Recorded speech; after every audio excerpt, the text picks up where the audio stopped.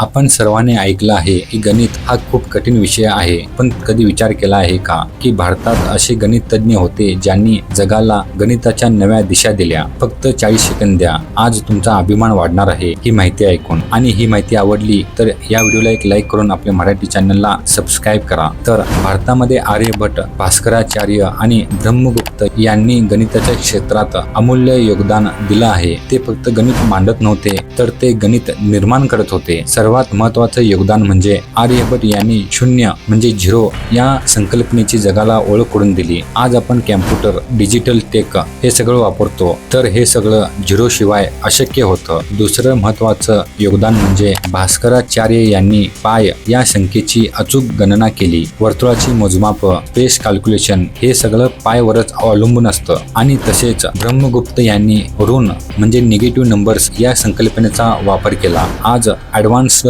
गणितात banking system, physics ही सगळी मोजमाप याच निगेटिव्ह नंबर्सवर अवलंबून असतात. यामुळे भारतानं जगाला गणितात नवीन दिशा दिली. हे सगळं ऐकून जर तुमचा भारतीय असल्याचा अभिमान वाढला असेल तर भारत गणिताची जन्मभूमी असे कमेंटमध्ये टाईप करा. आणि हा व्हिडिओ जास्तीत जास्त लोकांपर्यंत शेअर करा, कारण त्यांना पण समजू दे की आपल्या भारतीयांचा गणित या क्षेत्रामध्ये किती मोठा वाटा आहे.